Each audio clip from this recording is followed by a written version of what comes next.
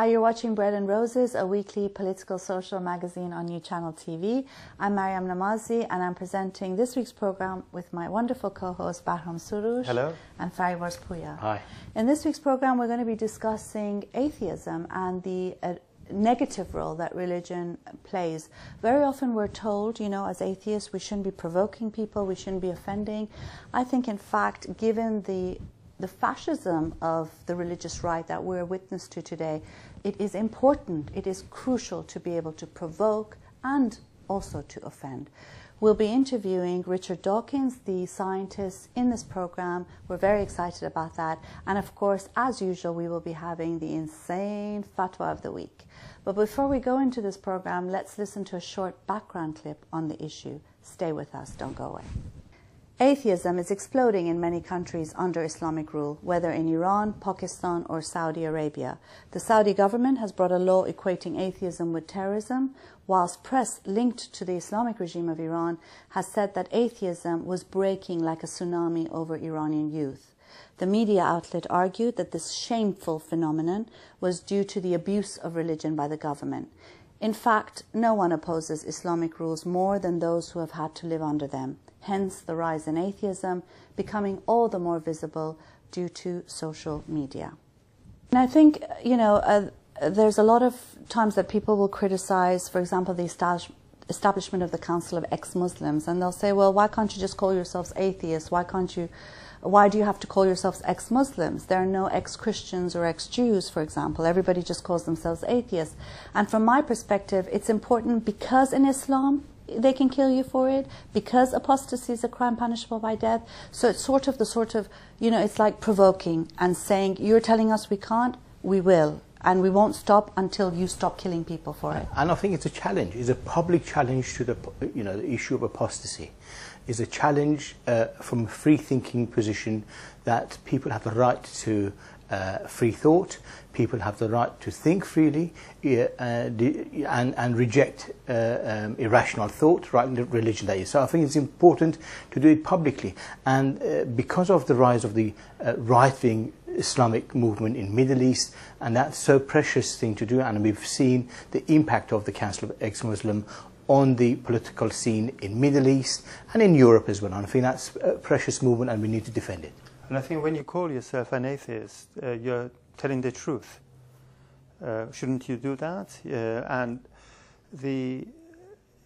it comes as a surprise to those critics because religion has been such a pampered thing, you know, throughout history, that it is okay for the religious establishment, institutions, churches, everything, and the mosques, everything, to try to win over people and to openly call themselves, talk about God, ask people to come to their religion.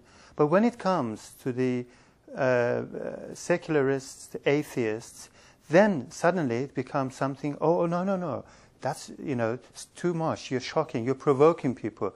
No, the only way actually that people have criticized religion has been through this sort of confrontation, and it has taken years, and it's still a job still not done, you know. So we have to press on that rather than to give in to these demands. It's actually part of that their repression, you know, against the free thinkers, you know, to try to bring some enlightenment to society rather than let it go back and, you know, to regress. Yeah, I mean, I think one of the things is that when you look at those who are quite, in a sense, provocative, very often it's people who've lived under Islamic rules, who know it really well. And in a sense, you know, it's a way of challenging, as you said. And it's, you know, it has to be done. I mean, you know, when Marx called religion the opium of the masses, I mean, look at religion today. I mean, Islamism is really the genocide era of people. It is slaughtering people as we speak. And then we're not supposed to offend. I mean, I think it's more offensive to behead someone and play with their head as a football. You know, it's more offensive to stone someone to death, put them in a ditch and stone them to death. Me saying I'm an atheist and ex-Muslim, saying that I have a right to live and to think as I choose is not the offense. And I think it's a sad story when there are so many humanists and secularists who will tell you not to offend and to respect and be careful about religion? I think this approach of some section of the humanist movement, they have too much respect for religion, and they want to be part of sort of wishy-washy criticism of religion, which slowly that doesn't sort of change the status quo in a way, or slowly over the years, many years, hopefully you'll change people by arguing with them. But the fact of the rise of the secularist and atheist movement in Middle East and North Africa, there is huge social movement that demands it. That's why it's so important, and it's become an issue for the Islamic governments and for the repressive theocratical states. And I think that's what it is a demand of the society, and there's such a huge young population in these societies that demand it, and actually in practice they are the ones who are facing this genocidal movement, as you mentioned. It's a demand and a need, an urgent absolutely. need. Yeah. And I think it's a question of power, power relations. Who is in a critical standpoint here?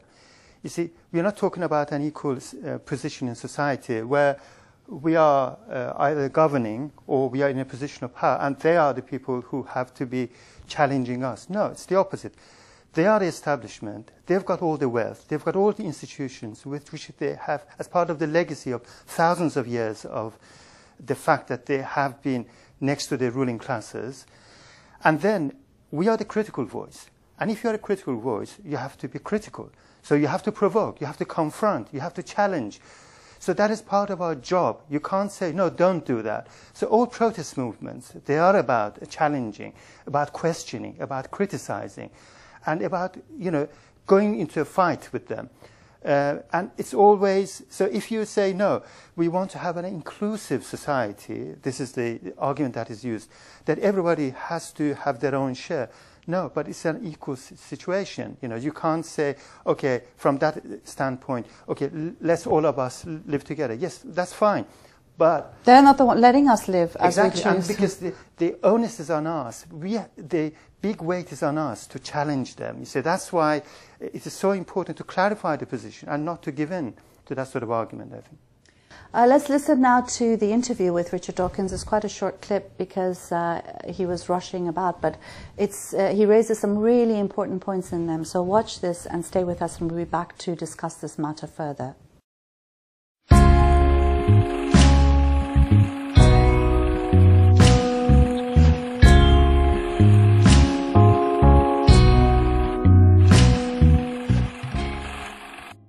Richard Dawkins, it's a great honor to have you on our program. I wanted to tell you first that your name is the most Googled name in Iran. They did a search and saw that it was actually your name that came up. And it shows just what a large following you have in Iran and in the Middle East and North Africa. I've come across countless ex-Muslims, and the first thing they often say is, I became an atheist as a result of the God delusion. Tell us a bit about that book, and I mean it's had huge effects. Well, I'm astonished by what you say, and delighted if that's really true about the most Googled name in Iran. I'm not even sure. Is it even translated into Persian? Is it the God delusion? I think actually a lot of your work and videos are translated into Persian by people who are fans. Yes, so it's not an official publication. Well, I'm delighted. I mean, the more access people have to it, the better. I'm extremely pleased about that, and delighted if it's true that my books are read in Iran. So that makes me feel very good. Thank you. Great. I mean, for those who haven't had a chance to read The God Delusion, tell us a bit about some of the main arguments you make in that book. Oh, it's a whole long book. I'm not sure I can possibly summarize. I mean, I suppose the central argument is that there is absolutely no scientific reason to believe in any kind of supernatural creator. I think it's an interesting scientific hypothesis that there is a supernatural creator. It is a scientific hypothesis, and it's false. And people who think that there is a good scientific reason to believe in a supernatural creator are wrong. They simply need to look at the evidence. In many cases, they simply haven't looked at the evidence. Many people, for example, are persuaded by the apparently designed nature of the living world. And you've only got to understand Darwinism to know that that's nonsense. So That, I suppose, is the central argument, but then in the second half of the book it goes into the evils that religion perpetrates. And evils on children, warfare, all sorts of things like that. I mean, I think especially for people who live in Iran or under Islamic rule, those are quite clear, and in a sense that's why we're seeing a rise of atheism, particularly via social media. I mean, do you have contact with people from the Middle East or North Africa via social media? Not very much, no. I mean, I would like to have more. So I don't have very much contact, no. What about, you've got a foundation for reason and science. What are the aims of that foundation? Well, Reason and Science sort of sums it up. And there are two foundations, one in Britain and one in America. And partly what we do is simply support other organisations. Like, for example, my British foundation supports your ex-Muslim organisation. The American one does a lot of different things, but among other things what it does is to try to help ex-Muslims in America to get together and to recognise each other's existence and to gain confidence from each other's existence. Do you worry about the role that religion is playing now in the public space, particularly when you look at Islam and the political Islamic movement? Yes, very much so. I think that it's an extremely pernicious thing that people believe that because they have faith in something that somehow justifies them. I mean, the only justifiable reason to believe in something is evidence. There is no other reason to believe in something other than evidence, broadly understood. And as long as people in the world think that a holy book or a priest or an imam or a faith tradition is a reason to believe something, and that's a sufficient reason to believe something, then extremists among them are going to be killing for that belief, and that's exactly what we're seeing. You have some interesting perspectives on faith schools and Islamic schools. Well, obviously in Iran all schools are Islamic, but the whole, the fact that they are tantamount to child abuse. Well, I think that indoctrinating children with false beliefs is, especially if they are distressing beliefs, like a belief in hell. I think that a belief that teaching a children that they're going to burn in hell forever if they do bad things is child abuse. I think that labelling children as either Christian children, Catholic children, Protestant children, or Muslim children is child abuse. And I raise consciousness of this by saying you would never dream of talking about a monetarist child, or a Hayekian child, or a Marxist child, or an existentialist child, or a postmodernist child. Nobody ever does that. But we do talk about Muslim children and Christian children. Why? There's absolutely no justification for that. And that, I think, is a form of child abuse. Tying a label around a child's neck when the child is too young to know what it thinks. I mean, what do you think are the best ways to sort of lessen religion's role in the public space? I mean, particularly when it comes to the state, the law, the educational system. Education, where education is not indoctrination, but teaching people to think for themselves, to think critically, to doubt, to question, to look for evidence. That, I think, is the best, possibly the only way. And as a final question, I mean, in a sense, your coming out project, where you encourage atheists to come out, particularly in places where they are facing pressure. Because we've also seen how wonderful it feels when you do actually find that you're not on your own. It is a great sense of liberation, and it's something that my foundation is actively involved in encouraging. It's a bit different in parts of the Islamic world where coming out can actually be dangerous, and so people need to be actually brave to come out. And I think the remedy there is to try to get enough of them to do it, because if sufficiently large critical mass come out, then the tyrannical authorities who might threaten their life will find it much harder to do so. Okay, great. Thank you very much. Thank you very much. I think Richard Dawkins raised some important questions, particularly on the issue of faith schools and indoctrination, and even labeling children as Muslim or Christian, when we won't do that with the politics of their parents, and how that is actually child abuse. I think those are really important points, and one that we need to, accept more as a more progressive society. And I think it's such an accepted abuse for schools and parents and communities and societies to actually accept that a child could be called a Christian child or a Muslim child. That's is abuse that is accepted, unfortunately, and we need to challenge that. And I think this is very important.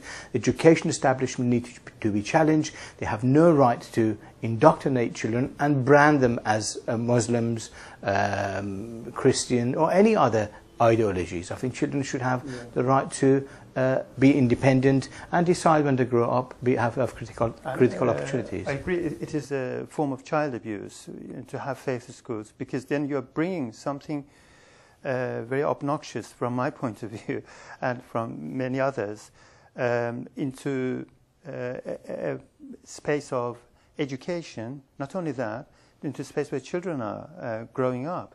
And you're mixing the two, which they can't mix. They can't be mixed. So in that sense, you are already, intruding into the child's development and growth. I mean, I think with education in particular, secular education is key. Children should be able to have access to that. But also, when it comes to the religious right, there's a need for a political challenge too. You know, education won't be the end of this hell on earth. Now let's look at a video clip of myself at the World Humanist Congress, where I urge people to stop focusing on their small worlds and calling atheists aggressive, and focus on the real aggressors, which are the Islamists. Watch this clip. Hello everyone, Richard Dawkins, I just wanted to thank you as well for all the support you've given to ex-Muslims. Over the years working with ex-Muslims across the world, I think thousands upon thousands have mentioned your name and your books as one of the reasons why they've come out. Whilst it's dangerous, many people have been coming out, and social media has been a great help for that. I just want to make one comment, and that is this constant insistence that atheists are aggressive. Aggressive are the Islamists, who are the fascists of this era, killing people as we speak.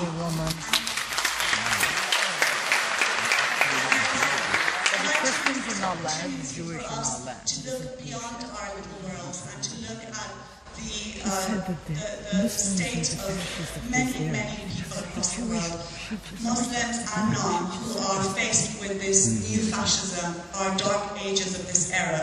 ISIS, this is their flag. It says there is no God but Allah and Muhammad is his prophet. They have surrounded people in St. John who are dying of hunger, and they are slaughtering people as we stay here. I suggest that we all stop calling ourselves aggressive atheists and focus on the barbarians of our era.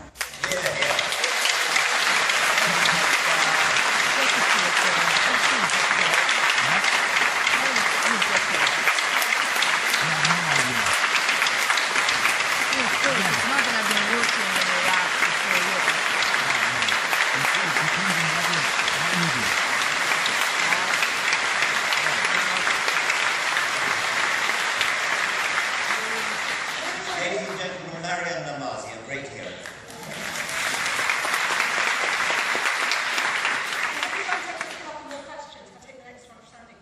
The thing for me was when I went to the World Humanist Congress, it was really frustrating to a large extent, because I felt that, you know, the Congress should begin, and the middle of it and the end of it should be about ISIS, about the fact that these fascists are taking over, you know, large parts of Iraq, Syria. They're killing people, they're slaughtering people, and it's not just religious minorities that they're killing other Muslims as well, who don't agree with them, who are free thinkers, who are secularists. And, you know, and at that moment, I mean, there were all these people trapped on this mountain, children who were dying of thirst and hunger. And, you know, we're going about as if everything is business as usual, and people are calling atheists aggressive, when the real aggressors are what anyone who considers themselves a humanist, a secularist, a free thinker, an atheist should be focusing on. I think you're right. We can't divorce free thinking, humanism, secularism from realities of what's going on the ground. I think there is an element of people coming together, being critical, you know, encouraging sort of critical thinking, encouraging humanism, encouraging sort of rational thinking. That's very important. But in reality, the impact of all of this, it's got to have a result for the way people live. And when you have next door, Islamist movement who are opposed to humanists, secularists, and slaughter any humanists or secularists if they get their hands on, they are slaughtering thousands upon thousands of people.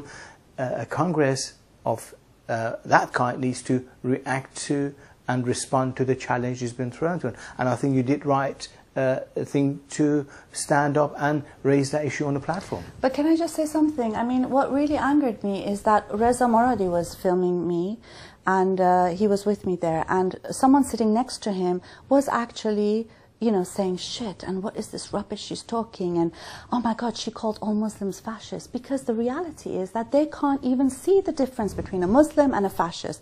It's like everyone who's British is not EDL, everyone who is was German is not necessarily a Nazi. Do you know what I mean? Everyone who's Jewish is not necessarily a Zionist. But when it comes to Islamism, suddenly any criticism is seen as racist, and it's become so normal even amongst those who are supposed to be free thinkers. Yeah.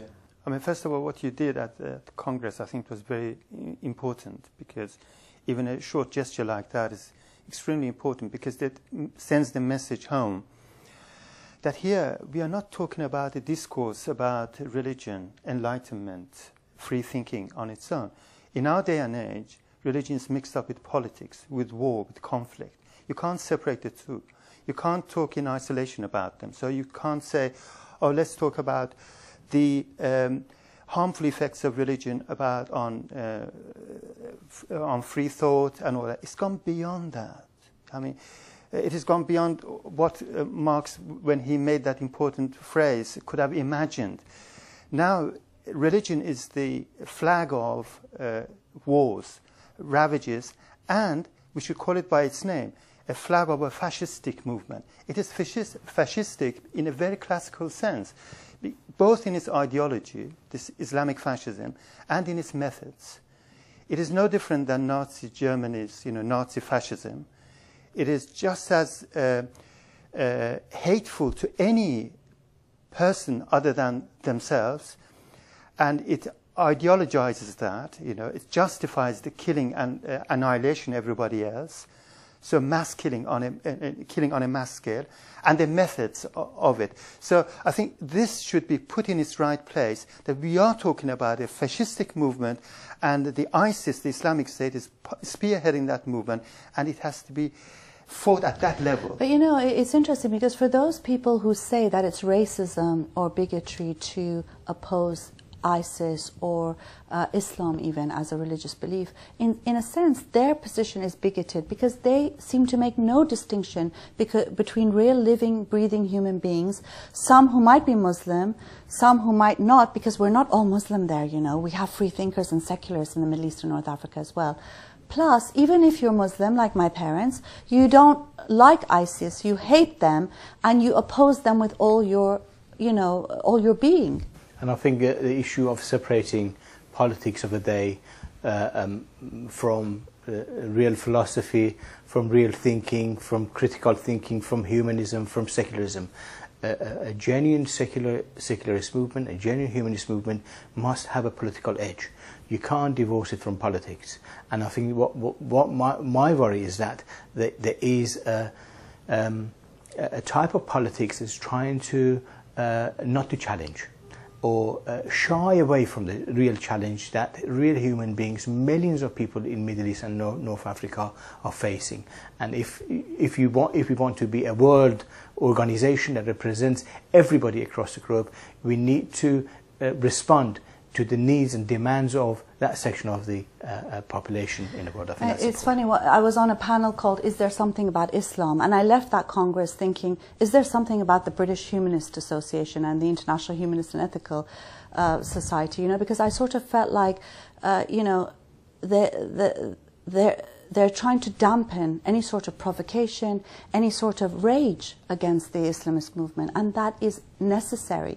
When you're faced with this sort of fascism, you must be able, you can't have people standing as hall monitors telling you, oh, speak more softly, don't provoke, don't offend. They're killing people, and you're telling me not to be offensive and not to provoke. I mean, you really don't have any idea what's happening in the world. Open your eyes, move beyond your little world, you know, and worrying about trying to get a bigger pie for you, the religion pie, as one of the many faiths. You know, humanist is one of them. So let's have a bigger pie on the table. We need to deal with religion, particularly in the state and in the public space. And in a sense, that's why the humanists are getting it wrong when it comes to Sharia law in Britain. They think it's people's right to religion. When it comes to the burqa, they think it's people's right to dress. When the Law Society issues Sharia-compliant guidances, they think it's a lot of fuss about nothing because they don't see this movement as a fascistic one. It's either sitting on the fence or political naivety.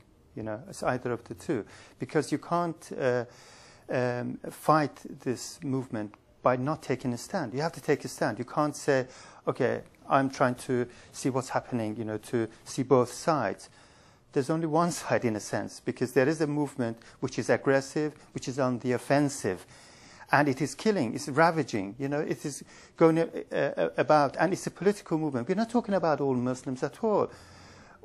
Millions of Muslims are victims of that movement itself. So the distinction is there already. It's a question of, are you going to stand up against this fascistic movement or not? Or are you going to just stay, in the best sense, you know, politically naive, stay out of what is going on?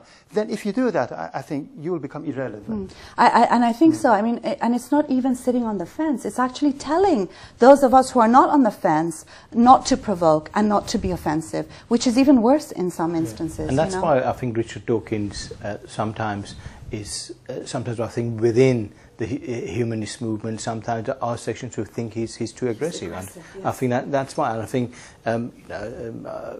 Richard Dawkins is regarded by many people in the Middle East and North Africa as a hero of the age. Not just because of his science, because of his political stance, because of his social stance that is defending the right of people to free thinking and actually responds to the challenges. Yes, I must say something that a mistake I made actually. Thank you for reminding me. In my interview with Richard Dawkins, I made a mistake of saying that Richard Dawkins' name was most searched in Iran. In fact, what the truth is, the reality is that from all those countries where there are searches of Richard Dawkins' name, Iran has the most searches, which is still a great, wonderful thing because it shows the number of atheists there. We've reached the end of our program. We have more to say, but we'll have to leave that for another program. Before we go, let's go to the insane fatwa of the week.